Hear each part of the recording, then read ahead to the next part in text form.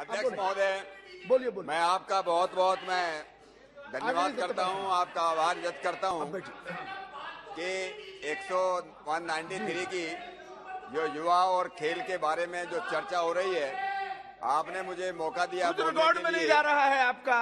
आप बैठ जाइए प्लीज। आदरणीय सत्यपाल सिंह जी, जी, मैं उन्हीं का रिकॉर्ड में जाएगा। जी बोलिए। मैं अध्यक्ष महोदय, मैं आपको ये बताना चाहता हूं कि हम सब लोग इस सदन के अंदर, हम सब लोग या सरकार के स्तर पर हम सभी प्रकार की जो है हम लोग जो है योजना बनाते हैं और जीवन का जो लक्ष्य है। गलत शब्द का उपयोग कर रहे हैं।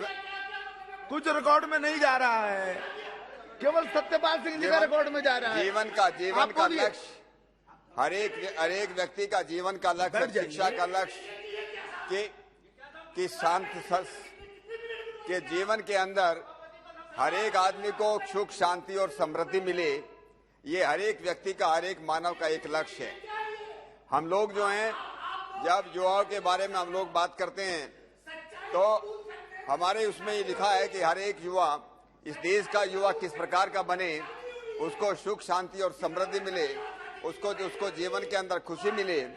और आजादी के इस 75वें अमृत महोत्सव के समय में, इस 75 वर्ष होने के बाद, हम लोग जिस प्रकार की इस देश के जो यशस्वी प्रधानमंत्री जी, इस देश के लिए जो उन्होंने कहा कि इस देश को जो है विश्व गुरु बनाना है, कि अगले जो 25 वर्ष हैं देश के लिए, ये 25 वर्ष इस देश के लिए एक अमृत काल है।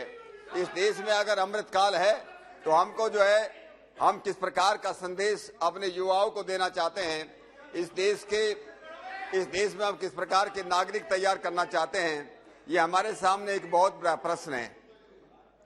मैं अपनी बात खेलों से पहले युवा संबंधी मेरे कुछ विचार है, मैं उस पर अपने विचार रखना चाहता हूं अध्यक्ष महोदय। देखिए, हम चीजों के लिए अगर हमको कोई लंबाई नापनी है तो लंबाई के लिए हम लोग मीटर रखते हैं, इंच रखते हैं, किलोमीटर रखते हैं। अगर हमको जो है हमको वजन नापना है तो वजन जो है हम किलो में नापते हैं, मनों में नापते हैं, कुंटल में नापते हैं, टनों में नापते हैं।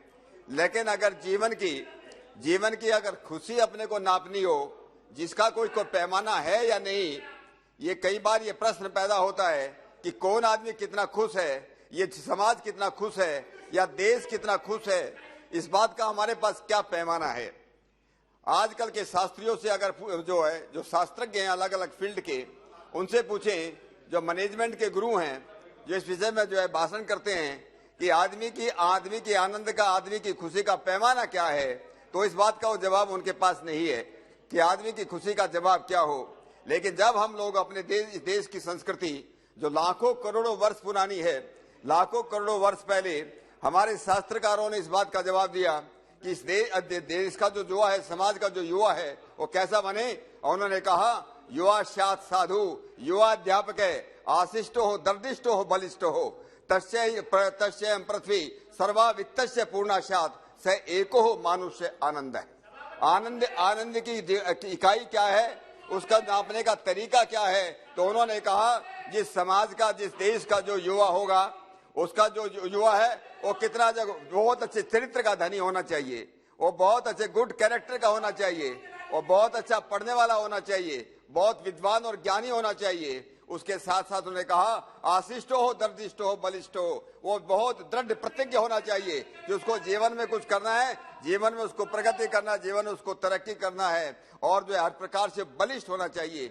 शरीर के रूप से बलिष्ठ हो, मानसिक रूप से बलिष्ठ हो, आत्मिक रूप से बलिष्ठ हो, वो ऐसा हमारा, वो कहते हैं अगर इस प्रकार के युवा, ये समाज, ये देश अगर तैयार करेगा तो निश्चित रूप से न केवल भारतवर्ष में लेकिन पूरी दुनिया के अंदर सा वित्तस्य पूर्णा स्यात्, जो कहते हैं कि एक पृथ्वी के ऊपर कितना जो आनंद है, स एको मनुष्य आनंद है, वो एक आनंद की एक इकाई है। तो हम लोग जो है हमारे इस देश के अंदर भी या दुनिया के अंदर भी हम सब प्रकार की हम योजनाएं बनाते हैं, प्लानिंग करते हैं, लेकिन क्या मानव निर्माण की हमारे पास योजना है या नहीं, इसके बारे में हम लोग बहुत कम जो है विचार करते हैं। हमारी शिक्षा जैसी हो, हमारे खेल कैसे हो, क्या हम अपने देश के अंदर इस प्रकार के युवा, इस प्रकार के मानव का निर्माण कर सकते हैं। कि मुझे लगता है कि हमारे माननीय मंत्री जी को भी उनका जो युवा और जो है खेलों का जो है इस विषय में ध्यान देने की जरूरत है कि हमारे किस प्रकार के युवा हमको चाहिए, किस प्रकार की शिक्षा उनके लिए चाहिए, किस प्रकार का माहौल उनके लिए चाहिए। मैं कई बार इसको कहता हूं, अगर पढ़े लिखे लोग जो है बार बार अगर बीमार होते हैं, मुझको लगता है, मुझे डाउट होता है कि वो कितने पढ़े लिखे हैं। अगर हम अपने को स्वस्थ नहीं रख सकते, क्या हमारे बच्चों को आज ये सिखाया जाता है कि हम स्वस्थ कैसे रहें? स्वस्थ रहने के लिए क्या जरूरी है? केवल मात्र खेल जरूरी नहीं है, केवल मात्र जो है एक्सरसाइज जरूरी है, केवल मात्र उसके कारण से जो कोई जो है स्वस्थ नहीं रह सकता। खेल भी जरूरी है, लेकिन स्वस्थता के लिए, हेल्थ के लिए, स्वास्थ्य के लिए, उसके लिए बहुत कुछ बातें जरूरी है। और कुछ बातों में हमको ज्यादा इस बात के रिसर्च करने की जरूरत नहीं। जो हजारों लाखों वर्षों से जो रिसर्च होती आई है, हमारे देश के ऋषि मुनि जो रिसर्च करते आए हैं और उन्होंने जो लिखा है, हमारे ऋषि मुनि जो है हर एक उनकी एक एक बात आप तो उसको कहते हैं आप उपदेश हो शब्द है। उनका एक एक वाक्य शब्द जो है सत्य था, क्योंकि वो मजाक में भी कभी झूठ नहीं बोलते थे। उन्होंने जो कुछ लिखा उसने केवल भारतवर्ष के लिए लिखा, सारी मानवता के लिए लिखा। और उन्होंने लिखा कि अगर स्वस्थ रहना है तो उसके लिए 3 बातें बहुत जरूरी है। हम लोग किस प्रकार का खाना खाएंगे, किस प्रकार से सोएंगे और जागेंगे, और किस प्रकार का हम लोग व्यायाम करेंगे। इसलिए हम लोग जब बात करते हैं खेलों के बारे में, जब बात करते हैं, मैं तो अपने आदरणीय प्रधानमंत्री मोदी जी का भी धन्यवाद करता हूं, उनका आभार व्यक्त करता हूं कि जब से वो प्रधानमंत्री बने हैं, इस देश के अंदर खेलों का एक नया प्रकार का वातावरण, नई प्रकार की परिस्थिति जो तैयार हुई है। हम लोग खेलो इंडिया के माध्यम से हम गांव-गांव जा रहे हैं, प्रदेश जा रहे हैं। और अभी कुछ दिनों पहले लगभग प्रत्येक सांसद ने अपने यहाँ सांसद खेल प्रतियोगिता का आयोजन किया। और एक सांसद खेल प्रतियोगिता के जो मैं तो अपने अध्यक्ष महोदय, मैंने मेरी जो सांसद निधि होती है, मैंने अपनी पूरी की पूरी सांसद निधि इस बार के जब मैंने कहा कि मेरे बागपत जो लोकसभा क्षेत्र है, मेरी सारी की सारी सांसद निधि जो है वो केवल खेलों के लिए जो है खर्च की जाए। तो मैं इस बात को कह रहा था कि हम लोग जो खेलों के बारे में हम लोग करें तो क्या करें। जैसे हमारे निशिकांत दुबे जी कह रहे थे कि इस प्रकार की एक पॉलिसी, इस प्रकार की एक नीति बनाने की जरूरत है कि हमारे बहुत से हमारे बच्चे जो शहरों में नहीं आ पाते, गाँव में रहते हैं, उनके पास है जो हमारी जो स्कीमें, हमारी जो योजनाएं हैं, उनको पहुंच नहीं पाते, उनको मालूम नहीं चलता।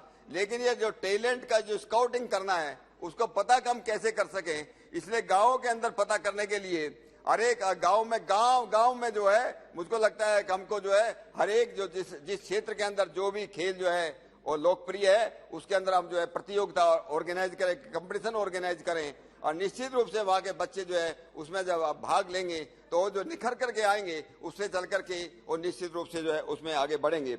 मैं ये कहता हूँ खेल जो है एक ऐसी चीज है जो है स्वास्थ्य भी देती है, जो सम्मान भी देती है, और आजकल के जमाने में वो रोजगार भी देती है, वो स्टेटस भी देती है। इसलिए आजकल के बच्चों में इस बात के लिए प्रति अच्छे खिलाड़ी हम लोग बन सकें, उसके लिए हम लोग किस प्रकार की एक नीति हम तैयार करें कि विशेष रूप से जो इंटीरियर एरियाज हैं, हमारे ग्रामीण एरिया हैं, हमारे जो तथाकथित आदिवासी वनवासी जो एरिया हैं, हम अपने बच्चों को वहाँ किस प्रकार के खेल का किस तरह उनको लाएं, इस बात की जो हमको जो है बहुत जरूरत है। मुझे याद आता है, कई वर्ष पहले मैंने पढ़ा था कि जर्मनी के अंदर एक दिन ऐसा आता है, साल भर में एक बार ऐसा आता है कि पूरे जर्मनी के लोग, बच्चे से लेकर के बूढ़े तक, सब उस दिन दौड़ लगाते, पूरा का पूरा देश जो है दौड़ लगाता है। ऐसे जर्मनी के अंदर जो खेलों के बारे में जो भावना पैदा हुई, क्या हमारे देश के अंदर हम लोगों का भी जो जिसको हम कहते हैं राष्ट्रीय खेल हमारा हॉकी है, लेकिन आजकल के जब उसमें पता नहीं जिस प्रकार से क्रिकेट का बहुत महत्व बढ़ गया है या दूसरे खेलों का हर एक खेल का महत्व है, लेकिन हमारा जो राष्ट्रीय खेल है जिसको हम हॉकी कहते हैं, या तो हम खेल के राष्ट्रीय में जो खेल का नाम बदलें, हम दूसरे किसी खेल का रखें। अगर हम राष्ट्रीय खेल हॉकी को मानते हैं तो हॉकी को भी गांव-गांव जो है पहचान जो है पहुंचाने की जरूरत है। उसके बारे में निश्चित रूप से हमें जो है एक योजना बनाने की जरूरत है। मैं एक और निवेदन करना चाहता हूं अध्यक्ष महोदय, मेरा बागपत क्षेत्र खेलों के बारे में विशेष रूप से शूटिंग के क्षेत्र में पूरे देश के लगभग 50% बच्चे अकेला बागपत देता है शूटिंग के क्षेत्र में। और माननीय मंत्री जी को भी इस बात का शायद मालूम होगा कि शूटिंग के क्षेत्र में इतने बच्चे जो हैं हमारे उसमें आते हैं। मैं भी इससे बहुत वर्षों से 25-30 वर्षों से मैं भी इस शूटिंग के क्षेत्र में मैं जुड़ा हुआ हूं। हमारे क्षेत्र के अंदर कुश्ती में 6 बागपत छोटा सा जिले है, वहां पर 6 अर्जुन अवार्डीज हैं। हमारे उसमें जो है वॉलीबॉल, बास्केटबॉल, आर्चरी, पूरे देश के अंदर शायद 2 सेंटर होंगे। एक सेंटर हमारे बागपत में है कि आर्चरी में जो धनुष्मान उसको सिखाते हैं, वो आर्चरी का सेंटर जो है हमारे बागपत के अंदर है। दादी भी है, वो शूटिंग में दादी भी है। शूटिंग में दादी भी है, बिल्कुल ठीक आप कह रहे हैं। इसलिए बच्चे से लेकर के बूढ़ों तक, दादी की उम्र तक सब लोग जो है शूटिंग में जो है पार्टिसिपेट करते हैं, प्रतिभागी बनते हैं। तो एक माहौल है और जगह जगह स्कूल के अंदर, कॉलेजों के अंदर इस प्रकार के शूटिंग रेंज बने हुए हैं। हमारे बच्चों के पास इन खेलों के अंदर एथलेटिक्स हैं, हमारे बच्चों के पास में जो है कोई सुविधा ही नहीं है। इसलिए बागपत के बच्चे ज्यादातर हरियाणा में जाते हैं, पंजाब में जाते हैं, वहां जाकर के प्रशिक्षण लेते हैं, वहां जाकर के ट्रेनिंग लेते हैं। पिछले कई वर्षों से जब से मेरे क्षेत्र के लोगों ने आशीर्वाद देकर के मुझे इस संसद में भेजा है, मैं इस बात की मांग करता रहा हूं कि बागपत के अंदर एक नेशनल खेल संस्थान बनाया जाए, एक राष्ट्रीय खेल संस्थान बनाने की जरूरत है। और ये केवल बागपत के लिए काम नहीं आएगा, आसपास के हमारे हरियाणा का जो क्षेत्र है उसके भी काम आएगा, आसपास के हमारे जो जिले हैं वहां पर भी काम आएगा। मैं ये जो मुझे मौका आपने दिया है, इसके समय इसमें हमारे प्रदेश के जो माननीय मुख्यमंत्री श्री योगी आदित्यनाथ जी का भी बड़ा आभार व्यक्त करता हूं, और देश के प्रधानमंत्री जी का भी, कि हमारे यहाँ प्रदेश की सबसे पहले स्पोर्ट्स यूनिवर्सिटी जो है आपके जो है मेरठ में बन रही है। तो आपका भी मैं अभिनंदन करता हूं, उसमें आपका भी प्रेजेंस रहा है, और प्रदेश के माननीय मुख्यमंत्री जी का भी अभिनंदन करता हूं कि एक यूनिवर्सिटी जो है स्पोर्ट्स यूनिवर्सिटी मेरठ के अंदर बनाई जा रही है। तो ऐसे एक खेल संस्थान की मैं मांग करता हूं कि बागपत के अंदर जो है उसको बनाया जाए। एक और जो आपने देखा होगा, अलग अलग खेलों में जो देश अभी अपने दुबे जी कह रहे थे, निशिकांत जी कह रहे थे कि 130 करोड़ की जनसंख्या वाले देश में हम लोगों को जो मेडल मिलते हैं, जो पदक मिलते हैं, क्या उससे हम सेटिस्फाई हैं? क्या उससे हम संतुष्ट हैं? कोई भी उससे संतुष्ट नहीं हो सकता। छोटे छोटे देश जिनकी जनसंख्या 1 करोड़ होगी, 2 करोड़ होगी, वो हमसे ज्यादा पदक लेते हैं, मेडल्स लेते हैं। इसके पीछे क्या कारण है? और इसके पीछे जो मैंने जो है जानने की कोशिश की है, वो कारण है कि वहां पर उन खेलों के बच्चों को 5-6 साल की उम्र से ही बच्चों को खेलों में डाला जाता है, उनको एक कैरियर बनाया जाता है। सरकार उस पर खर्च करती है, समाज उस पर खर्च करती है, और परिवार उस पर जो ध्यान देता है। तो मुझे लगता है कि हम लोगों को भी इस विषय में जो है ध्यान देने की जरूरत है। मैं पुनः अध्यक्ष महोदय आपका मैं धन्यवाद करता हूं। मैं एक बात कहकर अपनी बात को समाप्त करता हूं। आजकल मैं क्योंकि पुलिस में रहा हूं, मैं इस बात को कई बार कोट करता हूं कि दिल्ली, मुंबई, बड़े बड़े शहरों के अंदर या मेरठ जैसे छोटे शहरों के अंदर जितने मर्डर्स होते हैं, जितनी हत्याएं होती हैं, उससे लगभग 6 गुणी आत्महत्याएं होती हैं। और आत्महत्याओं का ज्यादा पेपर में नहीं मिलता। इसका मतलब यह है कि हम लोग इस बात में फेल हो चुके हैं, असफल हो गए कि हम अपने बच्चों को इस बात को जो है नहीं सिखा पाए कि इस मानव जीवन की कीमत क्या है।